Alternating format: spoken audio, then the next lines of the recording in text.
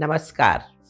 In India, Goddess Saraswati, Lakshmi, and Kali are the source of knowledge, wealth, and power. The three important pillars of life are all embodied by women in our culture. This shows that how much our country has always believed in the power of women. It's a land of sages, philosophers like Gargi and Maitreyi, bhakti saints like Mirabai, social reformers like Savitribai Phule, and freedom fighters like Sarojini Naidu, and Kamala Devi Chattopadhyay, who was the first woman arrested in India.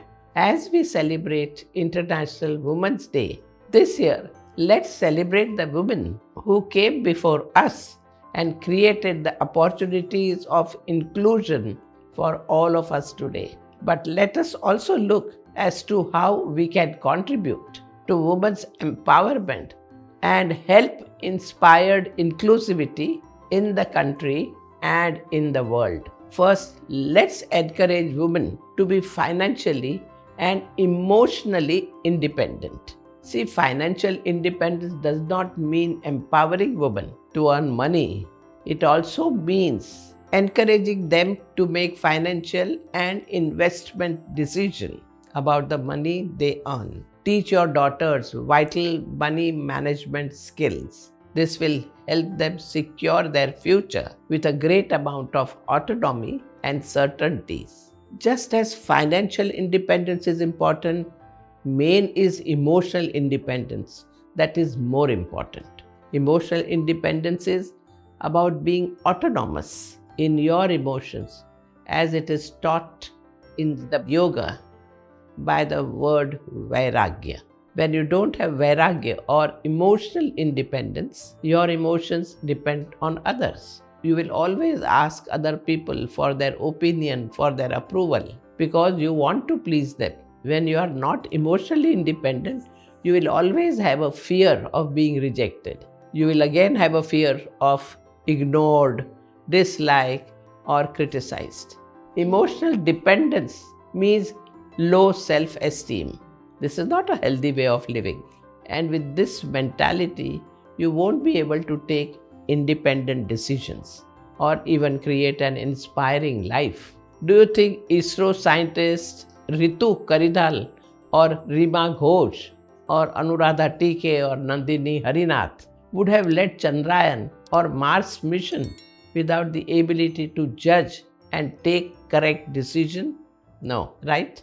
So learn to trust yourself and your judgment. Improve and learn to make yourself better day by day.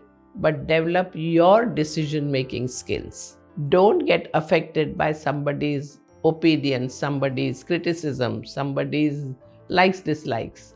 That would help you. Stop suffering because of others in life.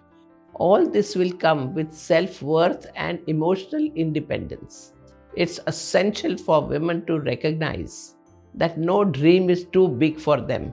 With hard work and determination, you can be whatever you want to be. Your work should speak for your ability and not the challenges before you. In my own life, when I started teaching yoga, there were very few ladies, women in this field. This field of yoga and yoga teaching, this was totally ruled by men.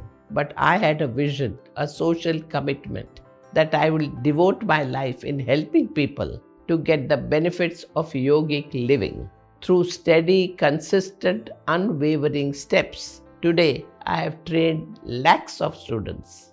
Despite the challenges, I have taught yogic living in many countries in the world. I got the Shakti to follow my goal with Seva Bhav, serving feeling. I always believed that Seva, serving, is a true Shakti. Only this kind of Shakti could have inspired Rani Lakshmibai to bravely fight the British. It was the same Shakti which inspired the Queen of Jhansi.